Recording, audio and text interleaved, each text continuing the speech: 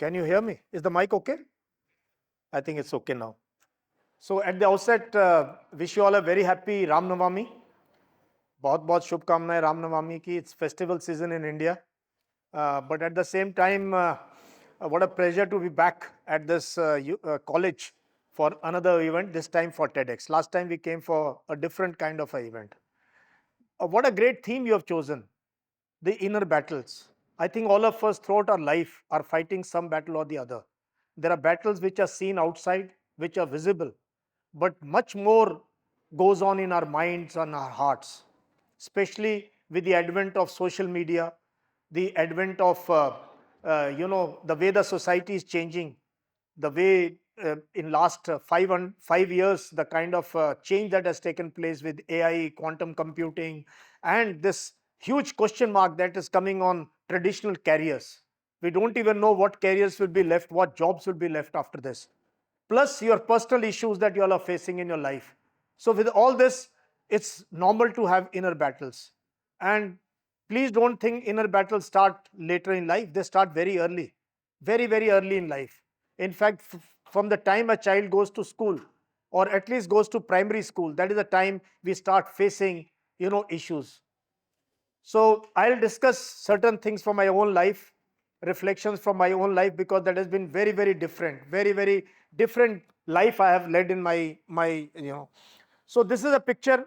I take you straight to more than 50 years back, more than 50 years back, July 1972, when I was, you can say, taken away from my mother, from the family, and I've initial period I've lived in a village, absolutely rural Haryana, not even connected to any highway. Born in a family, my father was a soldier.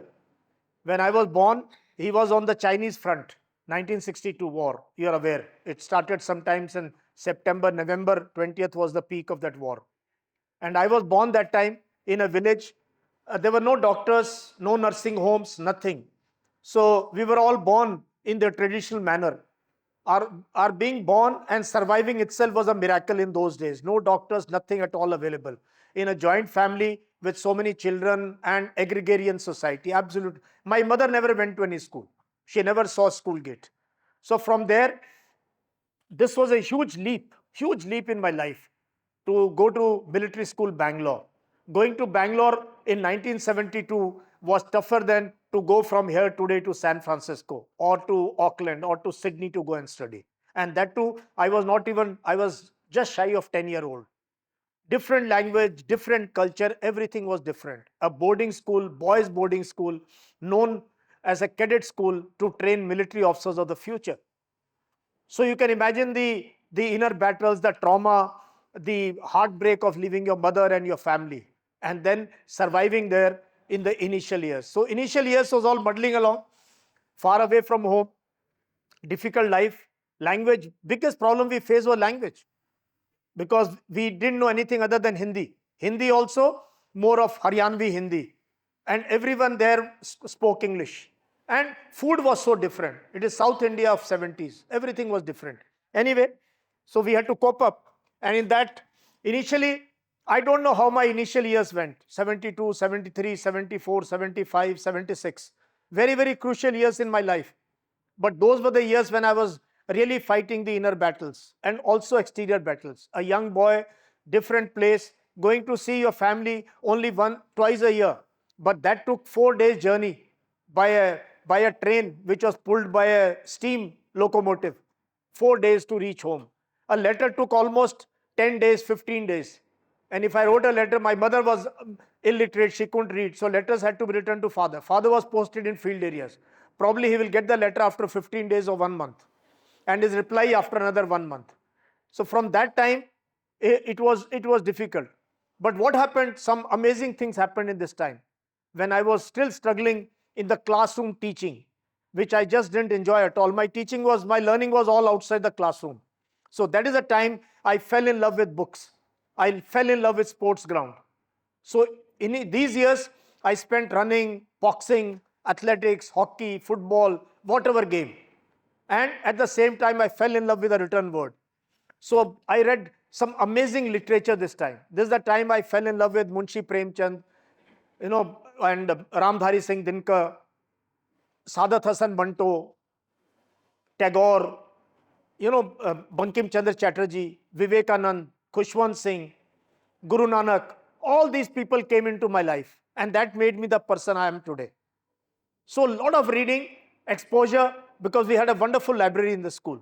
And that library became the place where I would spend a lot of time, borrow books, read books, and also sports. So this is a great period, vulnerable young person, but just muddling along, not knowing. The window was very foggy. I had no idea what will happen to me in life. I had just no idea at all. So this is the time when things look difficult for you, there is something else where your interest goes, and that becomes your strength later on in life. So window is foggy. But what happens is that a time comes when you reach 9th and 10th class, where your aspirations of your parents, the society expectations from you. I'm sure there are same expectations you also face in life as a college student. You have gone through this phase of going from high school to coming to college. Many of you would have tried to enter institutions like NDA or some other thing. That's the first aspirations. In my case, I miserably failed because of poor academic record, poor in mathematics, just didn't love science and maths. I was more into literature and other things, and that did not count in a UPSC written exam. So a lot of difficulties, and again, but what happens is this: the first time a window shatters, first time aspirations of your parents shatter. This is the time when they feel, I don't know whether this boy will do something or not, and they start lamenting, ki, why did we send him to a school that far away? If he's not going to make it to the very first exam. So this happened, but this also changed me internally. So I realized that even though the window was broken, even though I knew that I have caused heartbreak to my parents and my society and my relatives and all, I felt no, there is something that I've learned. And this is the time I started recognizing what is my strength. What is my strength? What is my weakness?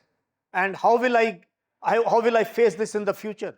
So this was a time for inter revelations and coming on top of the issues that I faced as a young adolescent boy, and living again all the way Bangalore, coming home. But now I was little more confident. And so what happened was, when I went to college and high school, this was really a wonderful time for me. I got into leadership position in school in 9th, 10th, 11th, 12th. I was into dramatics. I was into debating. I was into elocutions. I became one of the top quiz. Because of my wide reading of newspapers, magazines, I knew exactly what is happening around the world. Much more than what today's generation knows, in spite of having all the information in mobile. I had just reading newspapers, listening to radio, and this quest for knowledge was so much that I would be, the teams would vie for to get me on the quiz table, because I could answer any question on sports, politics, geography, world affairs, United Nations. Everything was there on my fingertips. Plus, I developed the communication skills because of my debating skills. Initially, just Hindi, later on into English and dramatics, getting onto the stage. I think stage gave me that place where I could really show my true potential. So, and then same thing I repeated in college. College again, from school till the time you are in school, there are different aspirations of parents. But the first reality hits you, and you yourself, when you enter a college, from a boarding boys' school in South India to a college in Punjab. And my college, incidentally, was Punjabi medium. I was the only English medium student in my college. There were only two subjects available to an arts graduate: economics and European history, and both were taught in Punjabi. And I had to give answer in English because I knew nothing about Punjabi, and now even Hindi had become little distant for me. So that is a challenge.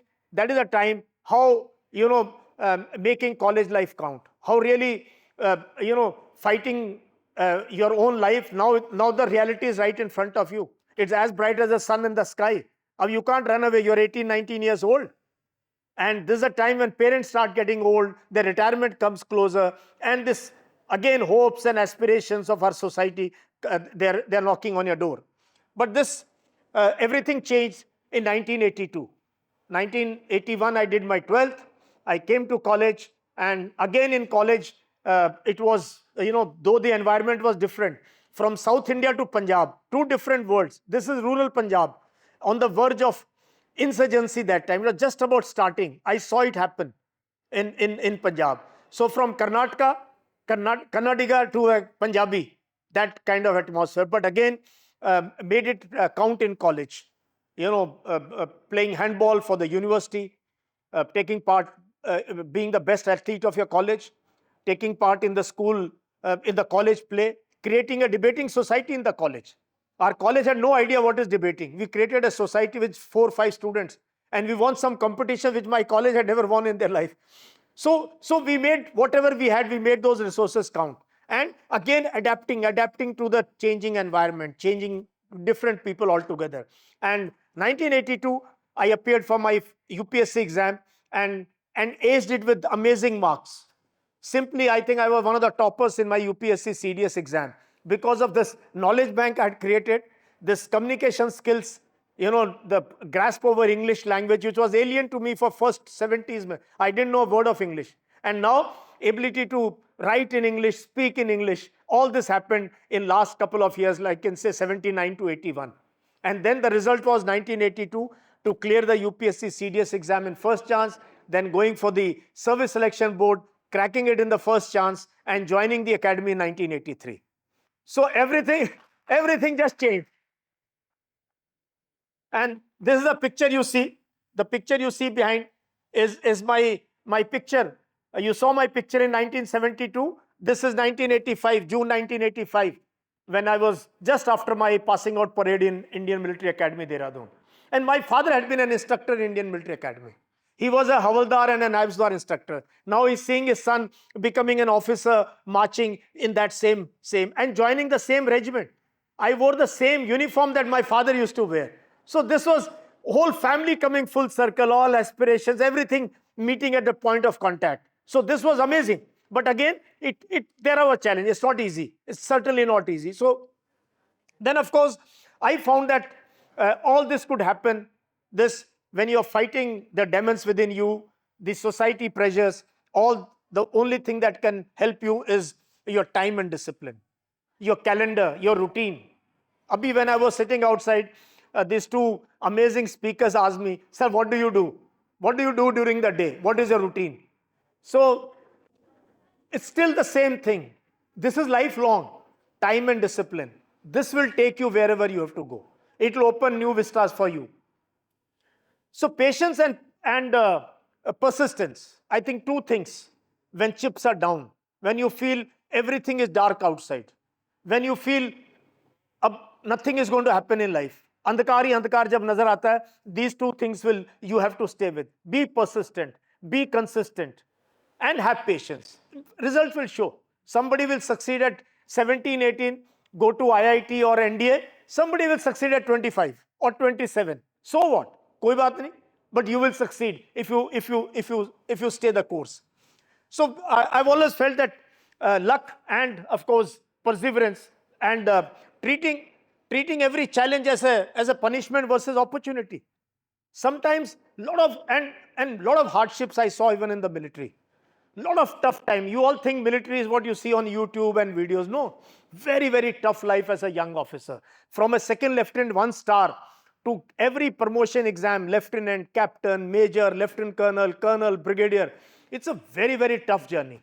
A lot of people give up in between, and fall on the side, who are very bright, very good, but they didn't get good mentored, or they didn't have this passion of continuously pushing forward. So two things that kept me sustained in this period, whenever they were low or still keeping me, that is fire in the belly and passion in the heart. This is something, and I would like to define what is fire in the belly. It is that when you lost hours of sleep, when others are sleeping, enjoying festival, and today you may have FOMO because you see them doing so many things on Instagram and Facebook, but you are at it, something that you want to achieve. Always in the military, the issue was family versus the mission. Imagine when I had 2 young boys and staying away, I was in Rashtriya Rifles. in South Kashmir, fighting very, very active counter-terrorist operations. So always this thought comes, what would you choose between mission and family? For me, it was always clear. I've never had any doubt in my life. I'm a person who's audacious, risk taker, bold. Kabhi bhi, there's never a doubt ki what should I do. I'm very clear. So I'm very clear. For me, mission is everything. Everything is mission. Everything. This life is worthless if you can't complete your mission. क्या करेंगे इसका अगर आपने तो so this thing kept me going even in those difficult times. So internal battles of keeping the fire burning. So you have to keep that, and nobody else can do it for you. Nobody else can. Don't look for people outside who will motivate you, inspire you. People like me will give you a spark, but that fire is inside you. You have to keep it burning. And passion in the heart. Passion in the heart is, you don't find passion, you have to protect it. It is with you. There'll be a lot of people who will try to demolish you, who will try to pull you down, who will try to, especially in our society, you have this in our homes, negative people who will cast aspersions on your aims, your body, so many things. That is the time you have to keep your passion. And the battlefield is a daily choice to keep the coals glowing when the environment is freezing outside, when outside is cold. Cold means not literally cold, but you see darkness. People don't have much hope in you. That is the time your inner strength, the resilience you build over a period of time. This is the steel in you. This is the real steel in you that you have cultivated over years.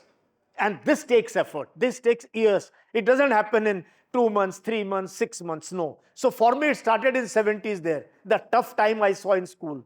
The bullying, the difficulty, staying away, falling sick, and you have no chance to even speak to your mother except when you went on holidays.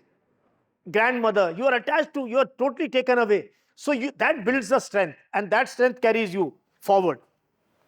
And in the end, I think what I wanted to say was, there's always a confusion between fear of failure and hope of success. And this is the inner battle with you all the time.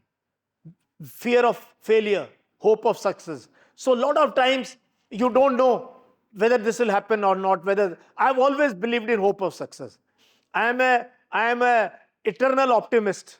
I have gone for operations where there were 5% chance of success, 10% chance. Even then I say, yaar, kuch to percentage hai success ka. Let's go, let's do it.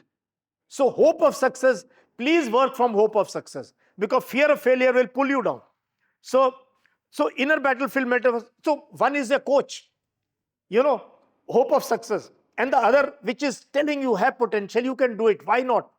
Persist little more, something more. And fear of failure is trying to pull you down. It is trying to point your flaws. The people around you, they say nahi hoga, you can't do it. Not possible. It is so tough. This exam is 0.01% success. This is so difficult. You need coaching, you need this, but no, some people, if you have hope of success, it will take time. So always when there is a dilemma in your life, when you're fighting these battles inside you between hope of success and fear of failure, please choose hope of success and have a plan B. If you don't succeed here, you will certainly succeed somewhere else, because the qualities of success remain the same. The inner core remains the same for success, whether you succeed here or somewhere else. And the greatest glory is not in never failing, but in rising every time we fail. This is what Nelson Mandela did. 27 years in prison. 27 years in prison, imagine. And he comes out and creates a nation, rainbow nation. And I happened to be there when these elections took place in 1994. I was a UN peacekeeper in Mozambique, a neighboring country of South Africa. I was traveling in South Africa when these elections took place. And there's so much of fear in that nation. What is going to happen? The blacks will come to power. ANC will win the election. And a guy from prison who was in prison will come and take revenge. But he came out and he just changed everything. He just changed. He just wore the jersey of the rugby team and went to the ground and met the all-white rugby team. He says, this is our team. This is our nation. So, my dear friends, success will come to you if you have that hope in you and always rising up. So with that, I wish to thank you so much. Jai Hind.